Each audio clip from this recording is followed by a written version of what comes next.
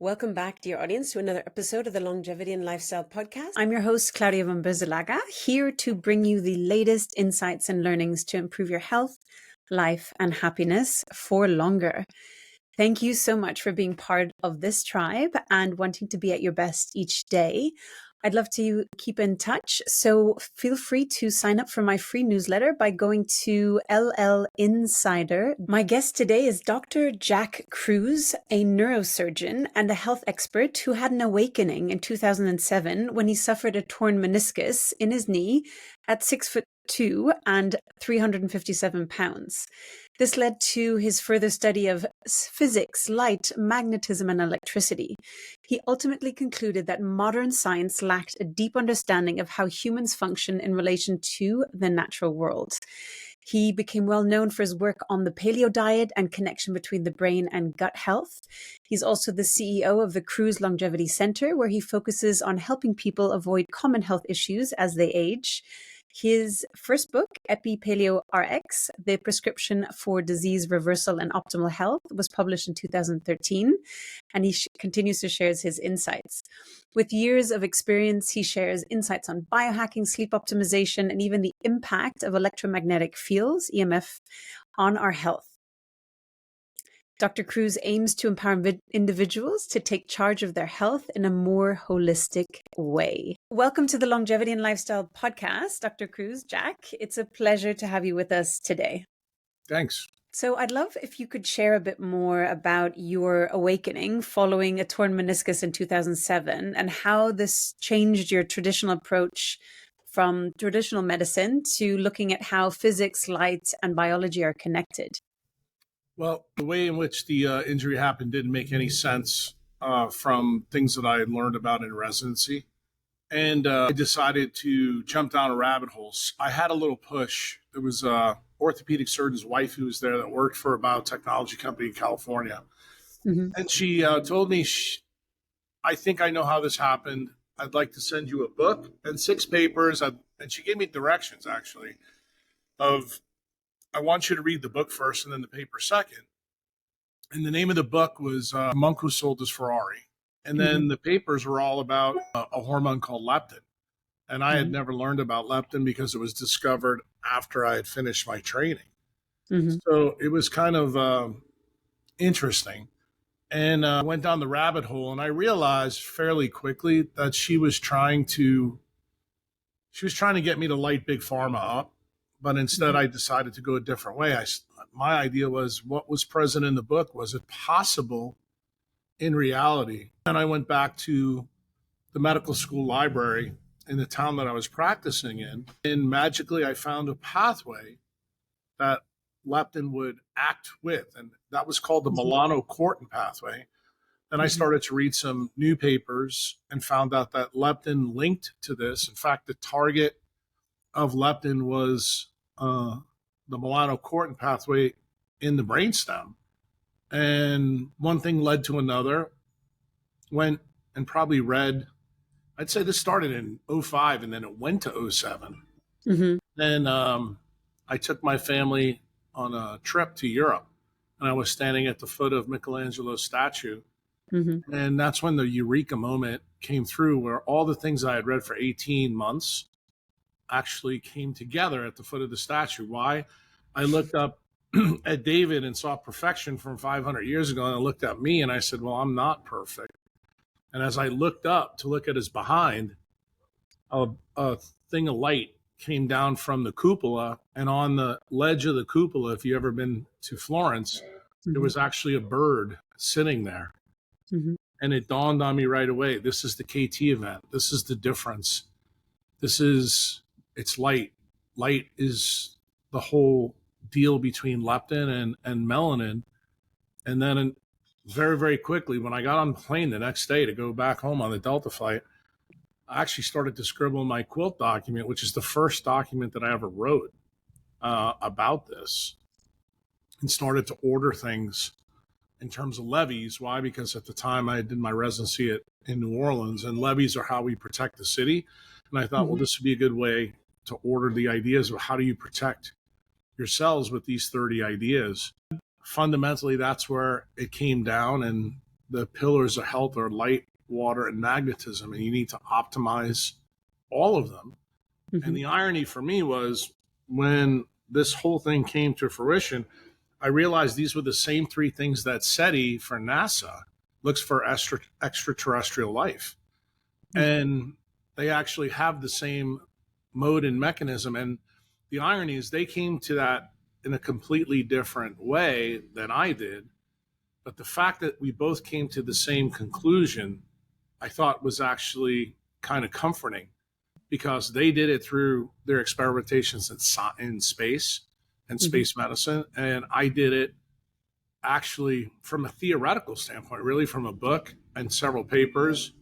And then I would say my own N equals one on myself.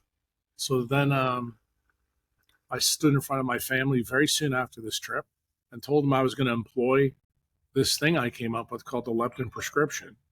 And my brother-in-law at the time was sitting there, and I told him I'll be wearing your jeans next year. And that was kind of a joke because he was probably 185 pounds, 200 pounds, and I was 365 pounds at the time. Long story short, I think it was in 3 months, I lost 77 pounds. In 1 year, I lost 133.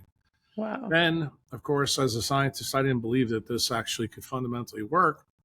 And I did it on my son. Then I did it on my nephew. And I had more success with the younger people than I even did with me. Mm-hmm. And then I decided to make the next step is people that I was seeing in my clinic as a neurosurgeon. I said, look, there may be a chance that I could potentially offset your surgery or potentially make your recovery from the surgery faster. And I told them a little bit about, what I was doing. And of course, a lot of people, they weren't interested. And the ones that were, we did it on, and they actually had spectacular results. So this started creating a buzz in the hospital. And eventually the buzz got so big all over the city that I was asked to do a TED Talk. And the TED Talk was done after me doing this for about 4 years in my town. And several of the doctors that were in my hospital started to send me patients who are not neurosurgical patients. They were people that had diseases that were difficult to treat. Most of them had been to like MD Anderson, the Mayo Clinic, Harvard, Stanford. And the hardest cases that were present in my community, I got a shot on. The people were open-minded, and we had a pretty spectacular result. So one of the gastroenterologists in the hospital told me, he goes, you got to put this stuff out there. He goes, you realize that this is not going to resonate with centralized medicine and peer review because they're going to try to rip this apart. He goes, you're going to have to come up with a different plan. Prior to that, because like I said, this began for me in 2005. We're now in about 2010, 2011. Early on in the journey, when I realized that the physics of organisms was the key to understanding circadian biology, I went and visited a person who became my mentor. I mean, this is a person that I didn't physically meet, only through his books. And that was Robert O. Becker. And he was at the end of his life.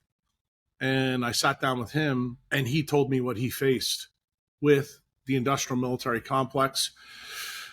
And when you find a fabulous idea, you think as a scientist or a doctor that people are going to meet, this progress with open arms. And that's actually not the truth. Why? Because the industrial military complex, and it turns out big pharma, who are partners in most things, and when you filter them down, they come through pretty much money and control. He just told me the way in which you do this, you need to be careful. So with that idea in mind, I began to do something that I don't think anybody else prior to me in medicine really did, where you try to educate, a swath of people on what really matters and then subtract out the superfluous. Because it turns out most of the things in centralized medicine, most of the things in longevity, they are superfluous. And the thing is, in order to get people to that level, you actually have to teach them what really matters. And then you have to teach them consistency and how to do it over and over and over. And the nice thing is with my work, the consistency part is not difficult. It doesn't cost a lot of money. Everything that I teach people is kind of free. With the exception is you may have to change the way in which you live your life, the way in which you do your job, the way in which you're a mother, a father, um, a caretaker, or even a surgeon. Like one of the big changes for me was we used to start our cases 6:30 in the morning. That changed. I didn't start any of my cases till 8:30 Mm-hmm. after that. Why? Because sunrise is a non-negotiable situation for me. Mm. And that's kind of how the process started.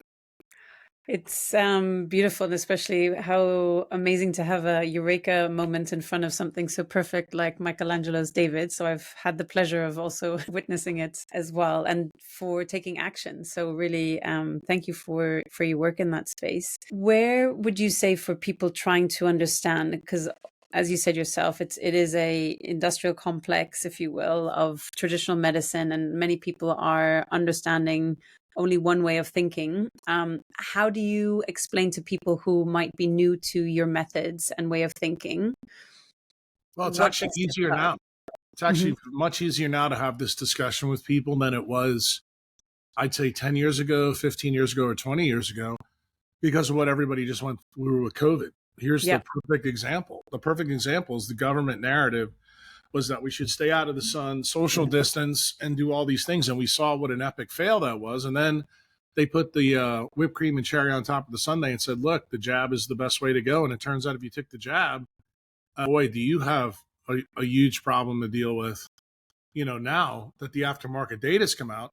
So actually, I think my message has gotten much, much easier for Mm-hmm. people because what you have to realize is that you've been preconditioned, but not only by the system, by your parents, by schooling, everything about centralized medicine is about precognition, meaning that you have been preconditioned to accept, what they tell you, and they're the experts, and you'll do it. For example, when you go to see a doctor, no matter where you are in the world, whether it's Europe or the United States, if you don't get a prescription for it, you feel like, well, this was a waste of time. And that idea comes from the preconditioning you got. And when you begin to realize that the person who really preconditions everything in medicine, who gave doctors that idea, who doctors gave the patient the idea, that was Big Pharma. And that started at the turn of the 19th and 20th century. That started with the robber barons in the United States who basically had one of their oil trusts broken up. And then from the breakup started the idea of Big Pharma, which started in New Jersey. And they started to use industrial chemicals to place in pharmaceuticals. And at the same time, how did they get physicians at that time who were much more interested in electricity at the time than now? Because electricity is a big part of light, water, and magnetism. They actually came up with a guy named Flexner to come up with a report. And in the report it says, this is how we're going to fix schools. And what the idea of the Rockefeller Foundation at that time is, if we can change the curriculum, we can change the culture of medicine away from vitalism and then towards reductionism. And that's exactly how it happened. The problem is most people today, you're 130 years, 120 years away from that. You don't realize how all this went on. And there was a lot of politics around that. You had to know what else was going on. The Federal Reserve was beginning in the United States. There was a huge problem with the royal family in Britain. All these things played a role in terms of how it happened. Basically, slowly over a period of time, the paradigm for about 30 years was changed from 1911 to 1930s and 40s. World War II starts to break out. We have war. And then what is the single key moment that solidified that the Rockefellers would win? It was actually Alexander Fleming discovering penicillin. And when penicillin comes out, it's truly a miracle drug. It does things that no other drug's ever done.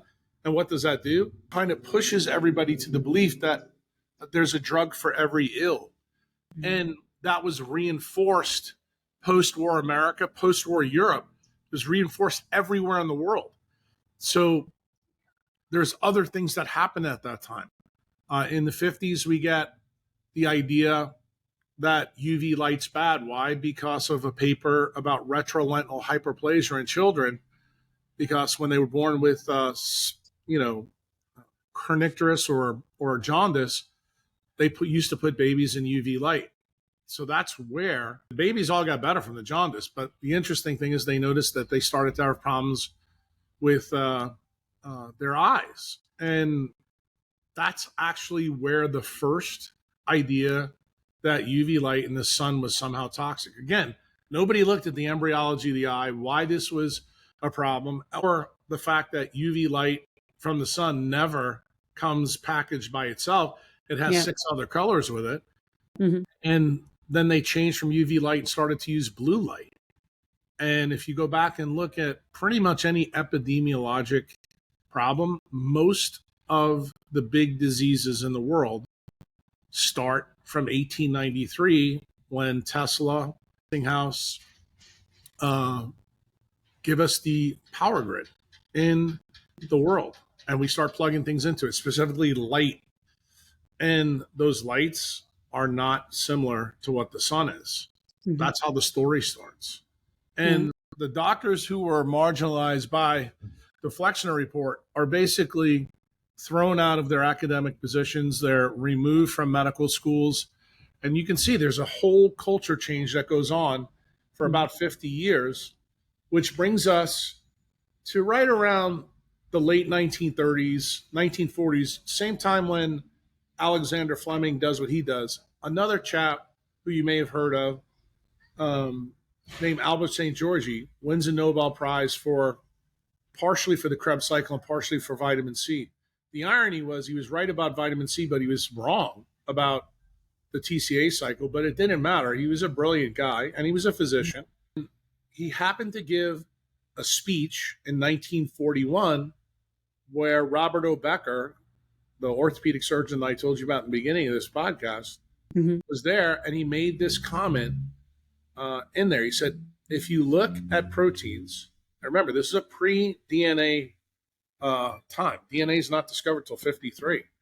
He makes a comment to the medical students that are there that proteins look like they have an electronic structure. They almost look like semiconductors. Now realize, at this time, quantum mechanics is in it. It's still not even known as the way everything operates. It starts in about 1890 to 1905 until Einstein comes in with Planck and all them. It's still being developed. In fact, quantum electrodynamics and quantum chromodynamics doesn't get its Nobel Prize till the 1960s. That's with Feynman and Schwinger. So we are right in the middle of this. And this doctor who wins a Nobel Prize for vitamin C said, I think we're filled with a bunch of semiconductors because of the atomic structure of proteins. So Becker hears this, and literally in 25 years, he definitively proves that Albert St. Georgi's hunch was correct. Now, the crazy part of this, from those 25 years, what happens in the United States? We move away from an industrial revolution, and we enter the information age. The information age where it's based on semiconduction, but semiconduction of silicon, not carbon. And this is where you have technology companies begin to explode. The Manhattan Project is the single thing that drove most of the big tech innovation. Most people don't know this. I know Europeans don't know American history well, but Americans don't even know it well. Why? Because, as I told you before, the industrial military complex has tried to hide a lot of this from Americans, so they don't understand how these things link. So back in 1942, when FDR, it's not 42, this happened in 39, Albert Einstein writes a letter to FDR that he thinks the Nazis are going to create an atomic bomb, and he knows a lot of the players that are involved. The number one guy that's running the nuclear program in Germany is Werner Heisenberg, who came up with the uncertainty principle. And this letter really alarms FDR. FDR then puts people together. At that time, there was only one intelligence agency in the United States. That was the FBI, that was formed in 1908. Ironically, because of some of the malarkey that went on with the royal family, JP Morgan, and in finances. So the guy that's leading that charge is a guy named J. Edgar Hoover, you may have heard of. And there's another guy named Wild Bill Donovan, and one of his proteges named Kennan. From 1939 to 1942, the FBI and this OSS, which is the precursor for the CIA, these guys are fighting about intelligence, about what's really going on in Germany.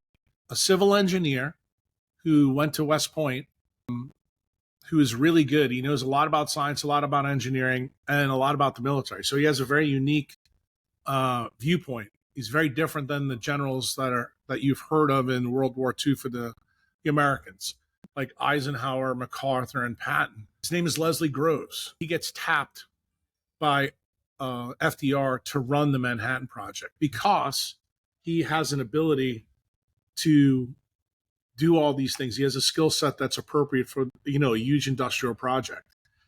The first thing that Leslie Groves does, ironically, given what we've already said in the podcast, he goes and meets with Henry Ford and Rockefeller. And why does he do that? He knows that both of these men are in big industrial applications, and he wants to know about their process, about how you built cars and how you retooled from Standard Oil to create Big Pharma. So he gets a variety of different ideas from them, but the number one idea that he gets is that he's told by both men, and neither men knew what each other had told Groves, that the most important thing is that you need to silo people in what they're good at doing, and then you need to stay proximal to that so that you can link them all together. It's good for productivity and also limits the effect of sabotage. And of course, Groves, realizing that he's creating the biggest industrial project up to humanity at this time, this occurs. So one of the guys that's in FDR's cabinet, who becomes much famous later on in U.S. history, is named Allen Dulles. In fact, if you ever flown to Washington, D.C., Dulles Airport is named. Dulles Airport, yeah. Dulles is in charge of an operation that Wild Bill Donovan and Kennan come up with. It's called Operation Paperclip. Operation Paperclip goes to Europe and poaches all the best scientists that are Jewish because the Nazis are coming to get them. And believe it or not, that's how we get almost all of the people that work on the bomb. I didn't say all, but 80%. And we get some kind of wild cards in there. In fact, one of the people that we get, a lot of people doesn't know, is Werner von Braun, who actually brings all the rocket technology from the Nazis to the United States. And that's actually the birth of NASA. So I always tell people, before you think Hitler's completely bad, realize that he gave us some pretty big ideas in the United States, but we stole them. And FDR basically put all these scientists together with Groves. Groves makes the bomb, and he does it from 1942 to 1945. What happens at the end of the war is not very well known in America, and it's certainly not well known in Europe. You guys were much more interested in the Marshall Plan and how we rebuilt Europe. But two seminal events happened that Groves is involved with. The first one, about these meetings that we have, Churchill, Stalin, and FDR. Well, the second one is with Truman. The first one is at Yalta, and this is where FDR basically tells Stalin, for you defeating the Nazis in Germany, we will rebuild Russia. You gave 28 million people, and we're going to do this for you. That kind of infuriated General Groves. And Churchill wasn't very happy either, because Churchill's history. He didn't really like communists. But he also had dictates from the king at the time, which was King George. I believe King George V. And George wanted to make sure that they kept the power over the seas to reach the colonies. Churchill didn't have much to say at Yalta, but he was very concerned, and so was Groves. Groves then comes up with a plan to get a better vice presidential candidate than FDR had. Why? Because at the time, FDR's got polio. He's in his third term. We have a DNC conference coming up in Chicago in 44. and he hand selects Harry Truman to replace Henry Wallace, who was a 3-term vice president. Why does he do that? Grove's idea immediately is after the war. He wants to set up an industrial military complex that's within the United States military. His idea is to morph the office of OSS with Bill Donovan and Kennan into the Central Intelligence Agency. Okay, that's where the idea is born, but it's born in all the things that happened in the Manhattan Project and in 1944. Most people know their history of the war. The bombs are dropped in the summer of 45, but I told you, we started in December of 44.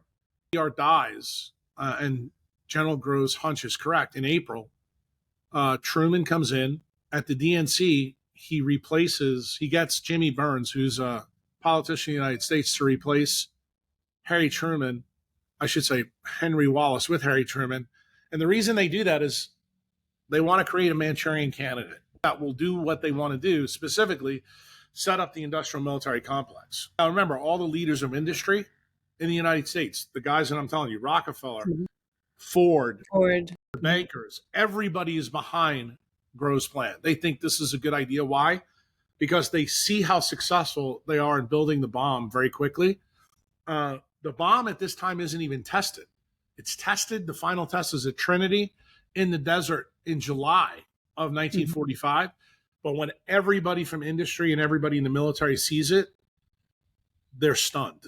They are truly stunned because nobody believed that they actually could do it that fast. And everybody in history is told about Harry Truman's thing on his desk that says the buck stops here. Do you know who put that on his desk? No, who? General Groves. And General Groves is the one that decided to drop the bomb. And this is what creates the big rift. The reason why the industrial military complex is no longer inside the government, it actually is forced outside. Why?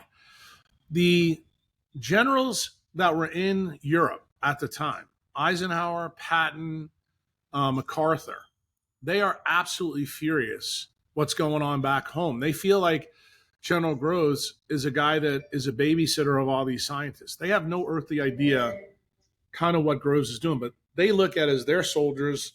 They're taking care of people dying on the front.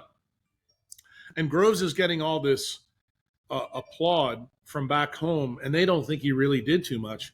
So it turns out it's Eisenhower that eventually speeds this whole process up because he basically convinces Truman that Groves needs to go. And Groves has no place in the military in a post-war world. Now, just think about this. This is a guy that creates the atomic age, and you have people in the military trying to force him out. So it's a power struggle. So who wins? It turns out Eisenhower does win. But on the way out the door, General Groves in the National Security Act, it's an executive order in the United States. Literally, it's a paragraph that's this big. He turns the office of the OSS into the CIA. And that's how it begins. Then it gets crazier. Groves leaves the military. He goes in private life. And Eisenhower this whole time thinks he wins. If any of you don't know American history, who's the president after Truman? It's Eisenhower for 8 years throughout the whole 50s. So Eisenhower thinks he's won. And what Groves does on the outside of the government, he has liaisons between all the people in the CIA. Then he gets two companies. One is called Remington Rand, who is the number one producer of guns for the U.S. military during World War II. Then he merges with another company called Burroughs, which is a simple machine company that makes, calculators, sewing machines, things like that. Nobody can figure out what he's doing. Remember what General Groves does. He's a corps of engineers, engineer general. He basically takes these two companies and creates the first computer company in the United States. It's called Sperry. And what does Sperry do? General Groves realizes from 1947 to when Eisenhower comes in that there's not going to be a lot of kinetic wars left. This is going to be wars about information. And how did he come to this realization? Believe it or not, some of the people that he put in place in the CIA, like Wild Bill Donovan and Kennan, had an opportunity when Alan Turing was still alive to go visit MI6 and when they were working on the Enigma code. The royal family never let, and Churchill never let the Americans see what they were really doing, but it was very clear to the American military that information technology and cryptography was a really big deal. Okay. Mhm. And this is something America did not have at all Mhm. at the time. So Groves gets this idea, creates this outside the government. Okay. And what happens next? The 1950s in the United States was probably the golden age under Eisenhower. That's when everything was spectacular. But the industrial military complex grows from a small little seed and becomes a monster. At the end of Eisenhower's reign, this is now 1960, Mhm. General Groves has military contractors everywhere. This is where Halliburton, this is where the oil people are involved. This is where all big tech, the seeds of big tech in the United States are built outside the military with links to the CIA and FBI. Mhm. And shockingly, Eisenhower realizes in his last year that he has been played big time by General Groves. General Mhm. Groves leaves what he built in 1961. But on the way out the door, Eisenhower gives this famous speech called his farewell speech. And in that speech, he makes the comment to the American public that you need to be very careful with the industrial military complex. And how crazy is this story when you realize that in 1958, everything that General Groves built on the outside, Eisenhower says, I got to have this on the inside. And what does he do? That's where DARPA is created. And DARPA is created at the end of Eisenhower's reign. And many of the pieces that General Groves built is actually then reabsorbed. Like the organizational structure is then reabsorbed back into the government. And again, you'll see there's 120 silos in DARPA. And believe it or not, DARPA didn't start out with the D in front of it. It was ARPA first. And Mhm. for those of you who are following this story, you may remember the first big thing that General Groves and the industrial military complex build is ARPANET, which is the forerunner of the internet. This is where it starts. This episode is brought to you by Sunlighten Saunas. As part of living your longest, healthiest life, discover the power of Sunlighten infrared saunas, where heat and light combine to support nearly every system in your body. Infrared sauna therapy is a natural whole-body longevity hack that eases the effects of aging with every use. Enjoy improved cardiovascular health, better sleep, reduced inflammation, and a stronger immune system, all from the comfort of your home. For 25 years, Sunlighten has led the way in light science. Their patented heaters deliver the best infrared quality on the market. The M-Pulse Smart Sauna stands out with its advanced technology and customizable settings, offering the most effective infrared experience available. Ready to transform your wellness journey? Visit sunlighten.com and mention code Claudia, CLAUDIA, when you fill out the Get Pricing form to save up to $600. That's sunlighten.com and mention code Claudia on the Get Pricing form to save up to $600. This episode is brought to you by Apollo Neuro. Since I began wearing my Apollo in November, I've hardly taken it off. Literally, I'm obsessed. Apollo's wearable technology uses soothing vibrations to naturally regulate your body's stress responses and improve sleep quality, crucial for long-term health and longevity. You can wear the device on your wrist, ankle, or clip to your chest, and the paired app has different vibration settings for waking you up in the morning with more energy, to focus time, calm, and helping you wind down in the evening. It also has an innovative stay asleep feature, which turns on if you begin stirring during the night, allowing you to sleep soundly throughout the night.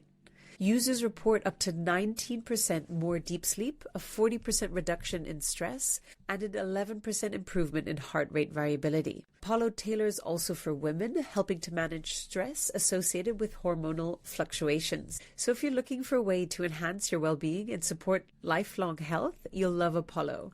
It's not just a wearable, it's a lifestyle enhancer. Check out Apollo Neuro today and save an automatic 15% off an Apollo wearable by visiting apolloneuro.com/Claudia. That's APOLLO neuro.com/Claudia, Claudia, or use code Claudia at checkout. And what it was is designed to link academics all over the world. Remember the story I told you about Operation Paperclip? Now you're seeing the digital format of this story. The digital format of Operation Paperclip is General Kruse is getting all the scientists everywhere in the world to communicate. That idea was born in the Manhattan Project. Now it's been modernized. In other words, it's evolved. So that's how it comes to power. And at the end of 1960, all the people that were germane in forming it, specifically the productionists, the industrialists like Ford, the Rockefellers, they sit at a position that's right next to the industrial military complex. And for you to understand why this complex has a huge play in centralized medicine, in healthcare and longevity, this power seat that they built basically becomes the strongest part of the U.S. military. And it actually begins to make most of the big decisions that occur down the road. And one of the things that happens through the 60s and into the 70s and the 80s in the United States is they get the idea that the government needs to control healthcare. And this is where you get HMOs. This is where you get DRGs, you get ICD-9 codes. What is the design for this? Is to subtract time from doctors so that they can focus on algorithms. What also is going on in DARPA at this time, they are creating algorithms that they eventually in 1994 and 95 give to Sergey Brin and Larry Page. And remember I told you, everything is preconditioned. Yeah. But the problem is if you don't understand the history, you don't understand how the system was built, you don't understand where the preconditioning comes from. And this preconditioning really started actually in World War I with the family fight, which was the royal family that went to the world stage.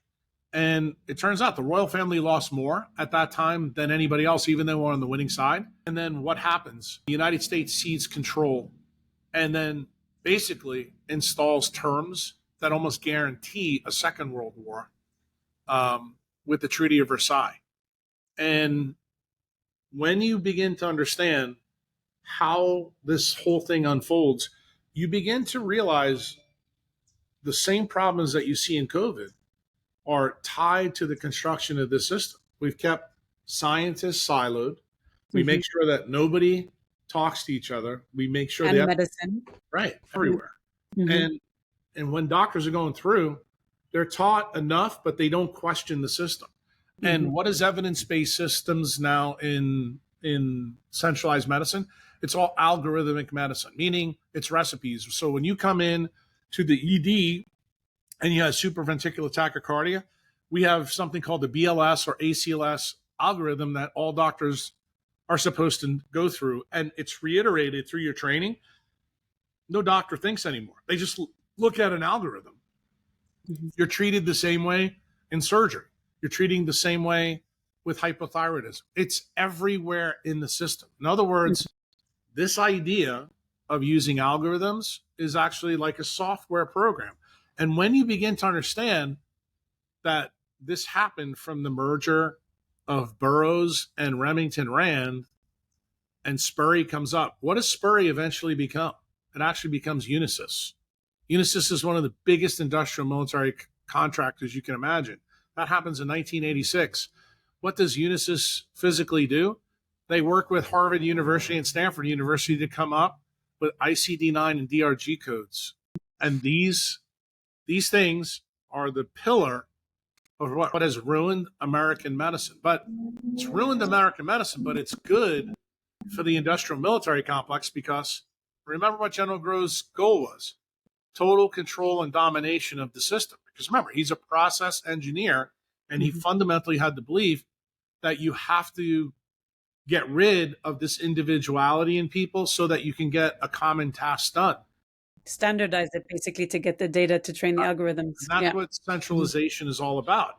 Well, when you come back to the story that we started the podcast with Jack at the foot of Michelangelo's statue, Nature, which uses light, water, and magnetism, is completely decentralized. In other words, there's no single controller. Nothing is siloed in nature. There's a light and a dark cycle. There's melanin and water. There's so many coupled cycles, it's not even funny. And they all have to work in unison in order for us to become who we're going to become. What really happened at the foot of that statue is because I happen to know the history of centralization in industrial America and information technology America. You now are seeing evolution 3.0, where you're going from the industrial revolution to artificial intelligence. And I can tell you, artificial intelligence is absolutely the single worst thing that could happen to humanity. Why? Because anything where it's used to centralize the process further, meaning your sovereignty for choosing, your sovereignty for freedom and liberty gets subtracted out. Why? Because there's a controller that controls the whole process.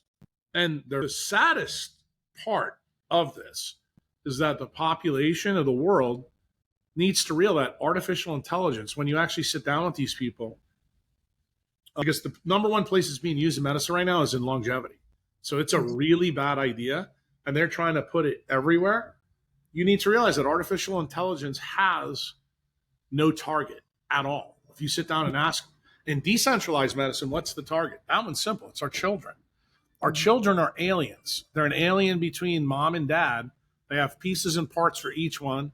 They're not the same as each one. They're different. And they actually operate on the same software program, light, water, and magnetism, that everybody else operates on.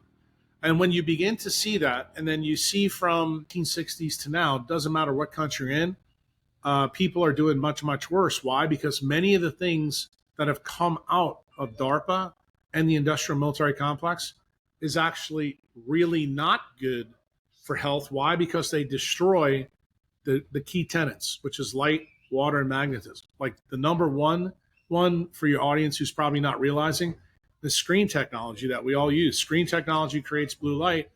Blue light destroys the signaling, the optical signaling in the leptin melanocortin pathway. But what else does it do? It dehydrates your mitochondria. So when you begin to realize that you don't create as much water as you get older, and this can happen now when you're 20, 30 years old, you begin to understand why kids are getting sick, as teenagers. This is why suicide levels are up. It's also why kids are getting, neurodegeneration at ages that you can't fathom, but you haven't put two and two together. And I try to explain to people the simple ideas, because explaining the physics to them kind of makes their head explode. But I tell people, think about a baby that comes out of its mother's vagina. It's a ball of fat. It's a nervous system that's not fully developed, but the child is 80% water. Then correlate that with your grandmother or grandfather. They're 80 years old, 90 years old. They're only 50 to 55% water. All of a sudden you start to go, so aging and longevity has to have something big to do with water.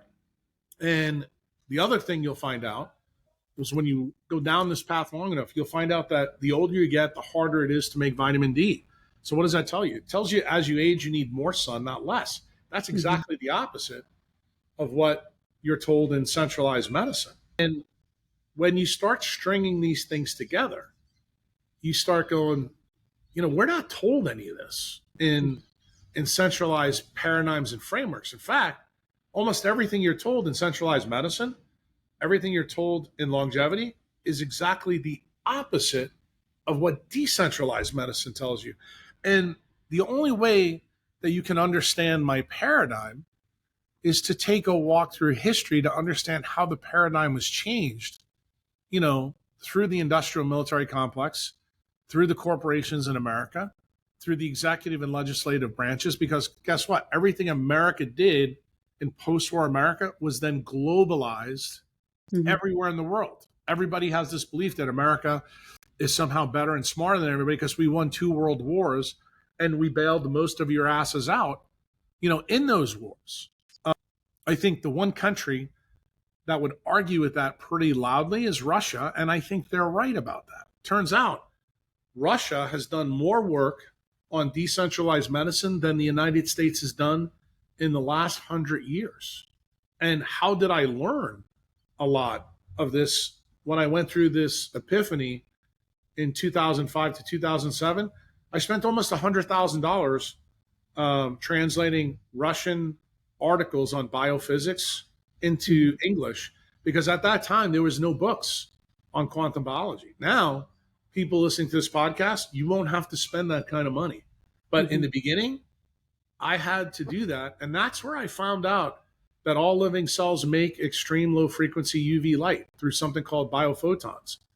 And when I started to see all these little pieces, and these were not opinions, these were not conspiracy theories, then I started to think about some of the big ideas. I said, why is it that America has Google, Intel, and Microsoft and all these cell carriers, but Russia doesn't have any of it, and Russia has had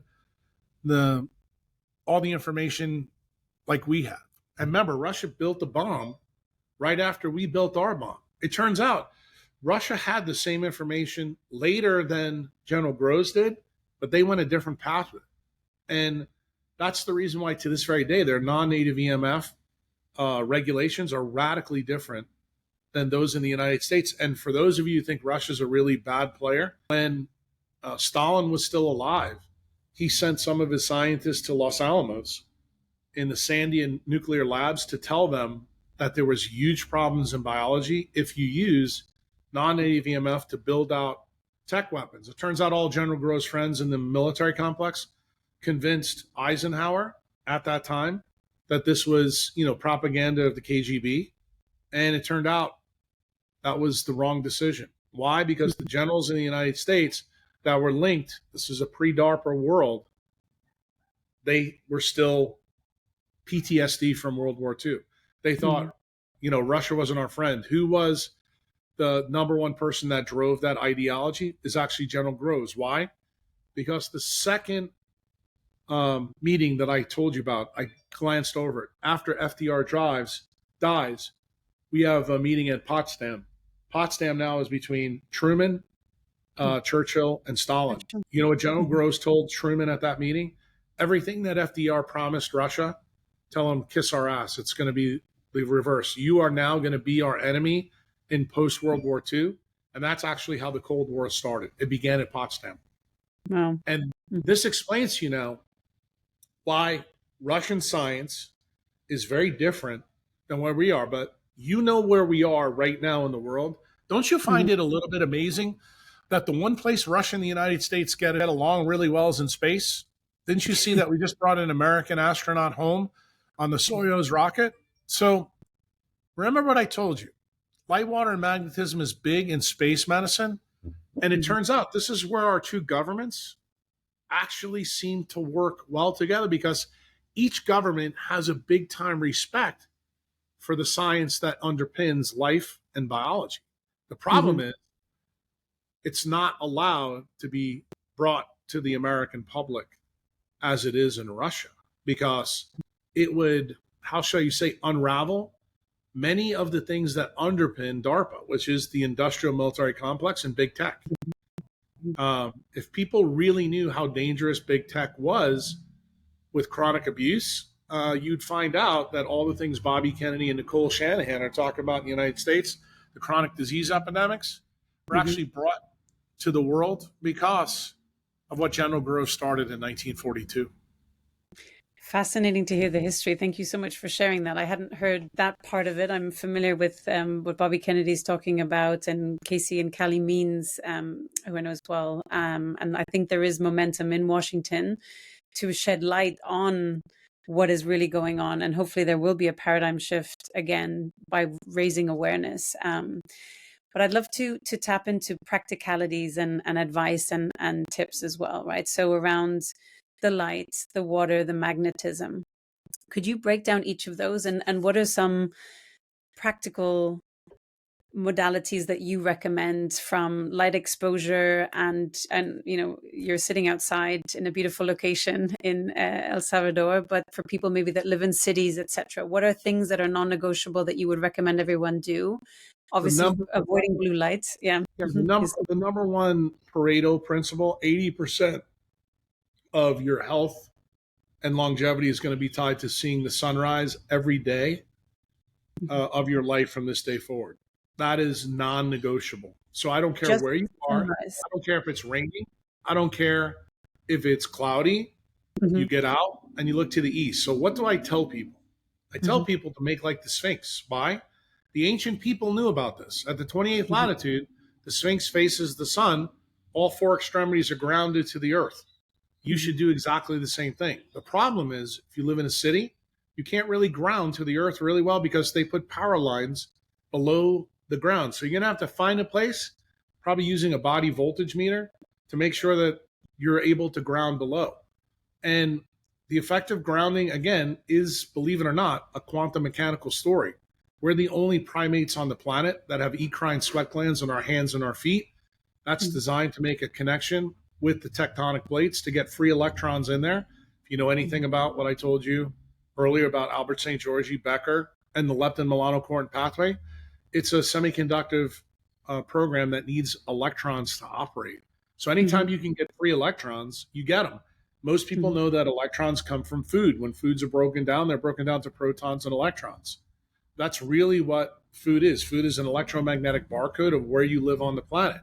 So, for example, I'm assuming you live in Europe, high latitude, coconuts and pineapples don't grow there. So you have no business of going to the grocery store and eating them, even though everybody, like Cali means and Cassie means, tells you they're healthy. They're wrong. They're dead wrong. Okay? It has to be what photosynthesis provides for you at that latitude. So that makes diet really, really easy. All you need to do is go talk to a farmer and say, what grows at my latitude? That's much easier to do, believe it or not, in Europe than it is in the United States. Why? Because in the 1960s, the industrial military complex centralized farming. Europe is now ongoing with that right now, which is why you have the farmers throwing, manure at the politicians in every major capital, in Europe for about the last 2 years. Why? Because they've ceded control to the World Economic Forum to try to do the same thing that they already did in the States there to get control of the food. And then I guess the last part, I've already answered with water. Most people don't realize that your mitochondria reverse the photosynthetic process that's present in plants. So most people in third grade learn that plants work by taking CO2, water, and sunshine and turning it into sugars. Your mitochondria reverse that process. So what does that mean? They take sugars, proteins, and fats and create water. And it turns out the water that you create isn't like the water in your tap.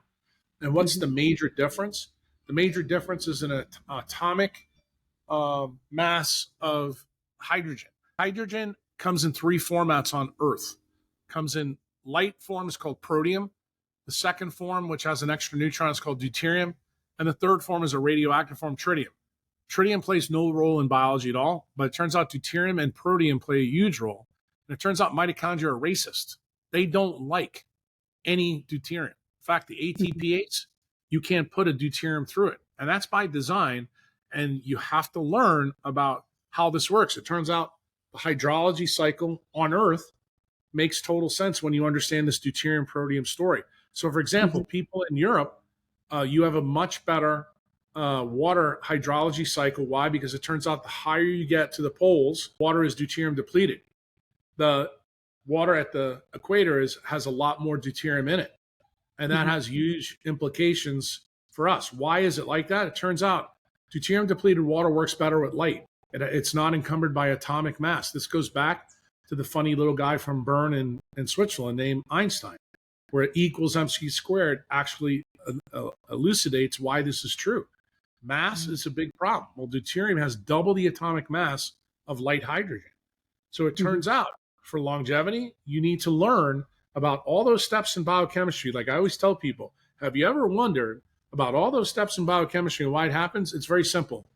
It's to make sure that at the end, light hydrogen is in the water that the mitochondria makes, and that deuterium is kept in the blood. And there's a biophysical reason for that as well. And when you begin to understand water from that modus operandi, you begin to say, okay, this makes some sense. And then the last part that we really didn't talk that much about, which is, I think, the mysterious part of the three-legged stool, magnetism. Mm-hmm. Most people know that magnetism is a force. Light, the force carrier of the electromagnetic force is the photon. You know Mm-hmm. that photons have an electric field and a magnetic field. They're at 90 degrees to each other.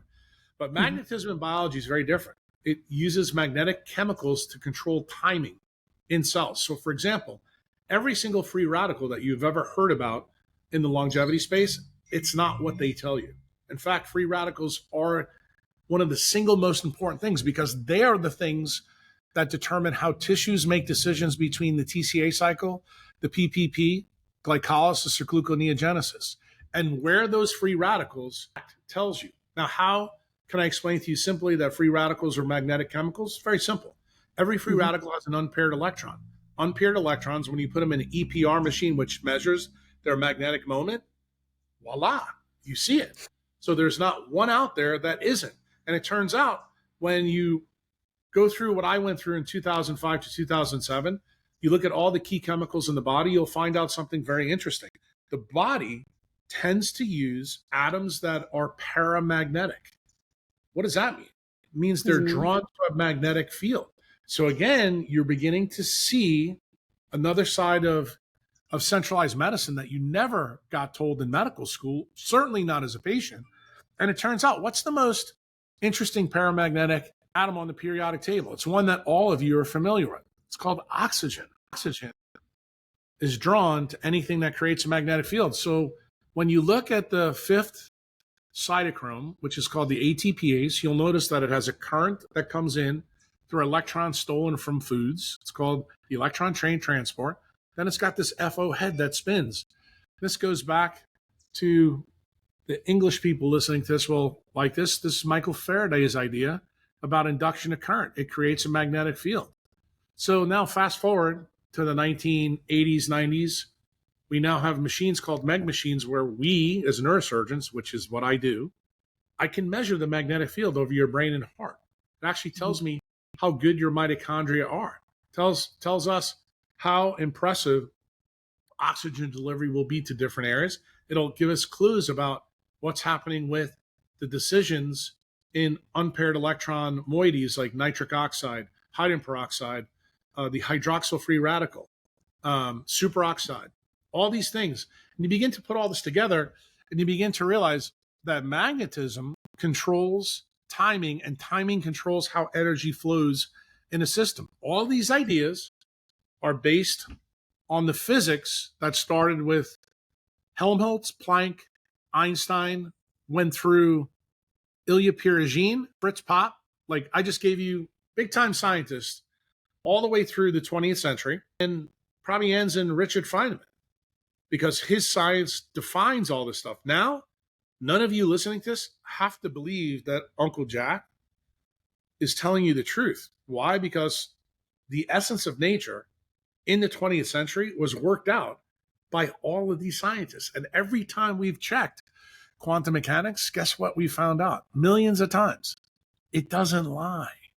It's like a zero knowledge proof of biology. But guess what? Mm-hmm. That's not what the industrial military complex wants you to know.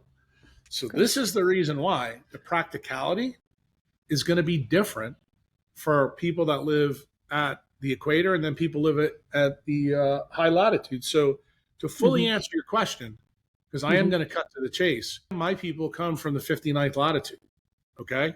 That's up where Edinburgh is in Ireland. Yet I live at the 13th latitude. Why? Because of something I told you earlier. Longevity is determined by how much sunlight you get because sunlight creates how much water a mitochondria makes. So as Jack has gotten in his 60s, what has he done? He's moved from 59th latitude all the way to the 13th as he's gotten older. And I just laid out to you why. Now, if you're like you or your audience and you decide I'm going to stay at high latitude, how do we do it? I did a podcast with a young boy, 23 years old, named Owen Sheesby. He's from Edinburgh. I would tell you, go listen to that podcast because I tell you how to live a high latitude life well and improve your longevity. Is it possible? I would tell you, up until my belief, the 1970s, it was possible and easy to do. Mm-hmm. Now it's become very difficult because we've now invited technology into our lives, and Mm-hmm. that has reduced the margin of safety of high latitude living. The best example of good high latitude living with longevity is found in the people of Iceland, and you'll be shocked to know why. Everybody knows this, that's a 60/30. But why do they have good longevity? They live on a volcano, and a Volcano. volcano delivers huge magnetic flux through the Mm-hmm. ground. And guess what used to happen in Norway and Sweden and Scotland and the UK? That hotspot has moved east. Iceland is right where it is, so they get the benefit that used to be present in Scandinavia and the UK. So, what are the remnants of those ideas that are left in the cultures of the people from Scandinavia and the UK? The embrace of sauna through Sauna. geothermal heating, and the other part is cold thermogenesis. Why? Mm-hmm. Just think about what happens in Russia, what happens in Finland and Scandinavia. People there will embrace the cold. It turns out the cold actually changes your mitochondrial DNA to make more light endogenously inside you, and you create more of those biophotons that Fritz Pop talks about. So what does that do? It turns on the key gene in humans called POMC, stands for pro-opiomelanocortin. Oh, see how that ties to the leptin melanocortin pathway? And it turns out that you create light inside of you that mimics what you're missing from the sun when you live above the 50th latitude. So you can do that. But what destroys that? When you open a computer screen that's blue lit, when you put Apple's things in your ears, when you're constantly on your cell phone, 18 hours a day. No, those things then don't work. And then you get subject to the sausage grinder. That is the people that run longevity, and they convince you to take all these supplements and do all this nonsense that is completely superfluous. Then eventually, when you lose enough money and you get sick, you come and listen to a podcast that I've done, and I tell you why you've been lied to. So we know the sauna, we know the cold plunge, we know avoiding blue lights as well. What do you think of the EMF mitigation devices and balancing with like a PEMF mat? It's obviously not ideal to actually being in nature, but blue light is the number one EMF. People forget that when you learn physics, and this is something that's not well known, both in centralized medicine and longevity space, is there's only one way to mitigate non-native EMF. That means everything outside the visible spectrum and the Schumann resonance. It's called the inverse square law. That means you have to be far away from it, okay? Now, that's a real problem in continental Europe. It's a real problem in the United States. So the United States is a little bit different than Europe. We have population centers in cities. So what the goal is, since you know that each human now uses between 12 and 15 devices each, your goal should be to live in places where it's rural, where there's not a lot of cell phone towers. In fact, I'm one of the few people that tell you that a 5G tower is not going to hurt you when you don't have a lot of people around it. Why? Because if you understand the inverse square law, the more people that use the tower, the more it emits. That means the more you're getting irradiated. But if you only have 10,000 people in your town versus, say, Mexico City, which has 15, 16 million people, you can see it doesn't take a rocket scientist to figure out why Mexico City is not as good as maybe your farm at the 52nd latitude. Because it turns out that the effect of non-native EMF in a huge city at a better latitude offsets, what you think is the detriment. And this is the thing that really screws people up when they think about this. And that's why I tell people, I still believe you can do well at high latitudes if you understand how to hack EMF. PMF mats, all that stuff, that is all bullshit. Okay? Subtract it all out. You can use them. I don't have a problem with that. But the more times you use their solutions, generally you create problems. Why?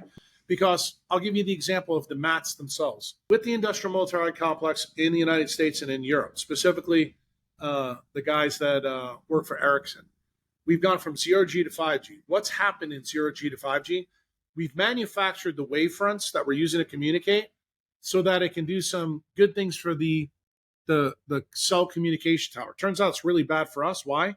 Because it simulates jump conduction. So if you have an insulator or a conductor anywhere around you, that wireless technology can jump onto that conductor and deliver it right to you.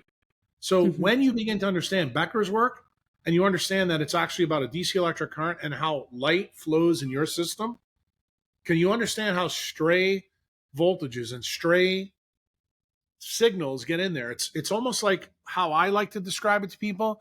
When you understand what Albert St. George and Becker really said, that we are a bag of semiconductors that are hydrated. And if you know anything, like the minimum about semiconductors, when they're made, they have to be done in a plant that's extremely clean. Why? Yeah. Because semiconductors lose their efficiency if there's any dopants or pollution in them. And it turns out that's true in our semiconductors. Like our bone semiconductors between collagen and apatite, we use 2 copper atoms to do that. Those 2 copper atoms pop off like they did in 1971 with the Russian scientist. Becker's the one that figured out why they died up in space. It's because those copper ions popped off because there was no protection from the magnetosphere up there. No one's actually asked the question you just asked me. Could the same thing be happening on the surface of the planet now that we've gone from 0G to 5G? Guess what the answer is? Yes. That's exactly what's happening. And what happens is the real problem with supplements, the real problem with vaccines, the real problem with medications that we take is we are adding pollutants into a clean room of semiconductors, and that changes the signaling of the light that your mitochondria make. That changes everything about you. You begin to realize why Jack says the exact opposite of what everybody else says in the longevity space. Because it turns out they don't know the science as well as they should. Because what are we doing? We're using things that make us sick. General Groves in the industrial military complex and DARPA have sent all over the world. Now, it has some good connotations. It's allowing me and you to talk, over the computer. But I want you to know that you have to go on a tech diet. That's the real big issue. And the more things that you try to use to mitigate technology, you're actually creating a bigger problem. So if you think those phone cases work, they don't. Okay? They don't. Nothing really helps except one thing, the inverse square law. So how do I describe the inverse square law to people who don't get it? Would you let your child stick their head in a microwave and then hit the popcorn button? Because that's effectively what you do when you give it an iPad. In fact, can I tell you the person that invented the iPad knows this? And can I prove it definitively? Oh, yeah. Steve Jobs. Read his biography. What did he say? He said the iPad 2, they put a device in it so that when the device touches the child's skin, it turns off the Wi-Fi signals. And you want to know the crazy part of this story? Crazy part of the story, Apple never told anybody it was in there. Why? Because if Apple would have told you that they had this in there, you would have asked the next question that General Groves didn't want you ever to know about. Is this harmful for me? And guess what? That's the reason why General Groves and his buddy canceled Robert O. Becker. That's the reason Uncle Jack went to go visit Robert O. Becker. Because guess what? After that 18 months spent really parsing out all his work and figuring it out, I realized I can't go through the same process that Robert O. Becker went through. Now, I'm at the end of my career, officially kind of retired, but a lot of people want to hire me now. But I will tell you that I never had a lawsuit against me, never had any problems with my license anywhere. So did I successfully navigate the situation once I actually found the truth? The answer is yes. So what am I doing now? Now I'm the biggest agent provocateur you'll ever find. So what did I do? I brought all this information to a little country named El Salvador and sat down with their president and told them all the things that I'm telling you in this podcast. And what did he ask me to do? I wrote a constitutional amendment for medical freedom for the president here a year ago. And guess who he shared it with? Bobby Kennedy, Nicole Shanahan. So if you want to know where a Maha started, it started a long time ago because of the meetings that I had with Bobby and Nicole. And now that information has been handed to Donald Trump. And you know that Nicole and Bobby are now part of the transition team. So remember what General Groves really did. He sent all this like MS-13 all over the world to harm people.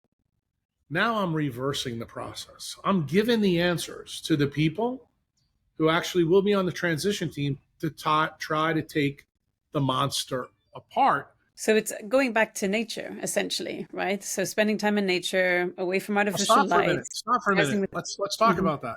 How much does Yeah, that cost? Tell me. Tell me how much does that that's the cost beauty of it. compared? It's free. All I right. mean, you have to So live, but it's free. right, And you just have to breathing. retool how you live, right? You have to Yeah, do things a little bit differently. You have to tell the yeah. dermatologist, how can I believe you anymore when you, Bill Gates, and the ophthalmologist are trying to block us from UV light? But yet, here's a tweet from Dr. Kruse that shows every living thing emits low frequency UV Right. light. Yeah. So explain this to me. They can't, They can't. They and they're don't know. dumbfounded. They don't know.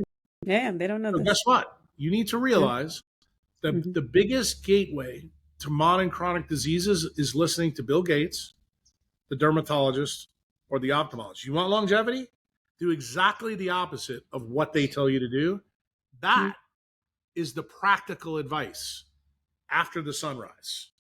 Yeah. Okay? The next Hmm. thing is go drink deuterium depleted water. Next Hmm. thing is try to live close to where volcanoes are because that'll help you. Hmm. If you're really sick, the best place to be is inside a crater that has a lake. Now, Hmm. there's not a lot of those in Europe, but you do know there is some volcanism in Europe. It's sitting in the Mediterranean. So even though the southern Med is 33 latitude, guess Hmm. what? There's places there that are good. Here's the Yeah, big like problem with the Santorini. Mediterranean. They've Yeah. put all military and Navy radar on all the great islands there. So like Sardinia, Hmm. Cyprus, most of the Crete. coast of Greece and Italy, it's mixed. It's a mixed bag. So Hmm. that's the reason why everybody who's European goes to the south of the Med and they're like, it must just be that I'm on vacation. I feel better. No, it's light water magnetism is way better there than it is in Northern Europe.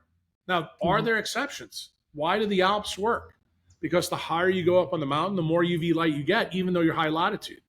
Most Hmm. people don't know that. But the problem is Switzerland is unapproachable for most Europeans because it's even more expensive than New York City, Los Angeles, or Chicago. You have to be uber wealthy. And then you'll find out that's the reason why all the people that go to Davos live in Switzerland and why they're telling you that you should reduce your carbon use while they fly their planes all over the world. You need to begin to realize that those people in Davos are tightly aligned with General Groves, DARPA, and the industrial military complex. They're the same guys tied to that guy, Gates. I remember what I told you. Gates, dermatologist, and ophthalmologist. Well, they all have in common. They want to block the sun. Why? Because it's good for profits. Yeah. This has been such a pleasure, Jack. Thank you so much for sharing your extensive knowledge and for the history lesson as well that really went deep. I really appreciate that because you're the first guest who's dug there. And I think that there is such a beautiful opportunity for people for things that don't cost that much to get back to nature, to be aware of the dangers. I think many of my audience are very familiar with the dangers of blue light and mitigating it, etc. But definitely takeaways of rising with the sun, regulating the circadian rhythms too. So I really, really appreciate you coming on and sharing that. Do you have any parting messages or thoughts or recommendations for my audience before we close today, Jack? Yeah, optimal health isn't a mystery, it's a choice. And Mm-hmm. all you have to do is choose to optimize light water magnetism. If you do that and you subtract out the superfluous from the centralized experts, you can do well. And you can do well just about anywhere. You just have to be wiser than everyone else. And I'll end with this one to blow Darwin and Richard Dawkins up. And most of the longevity guys, optimal health or survival of the fittest is no longer about totally being fit. It's survival of the wisest in a planet whose surface has been electrified. So be wiser about how you use the power grid and the things that plug into it. And you too can win and do very well in the face of the establishment. Beautiful.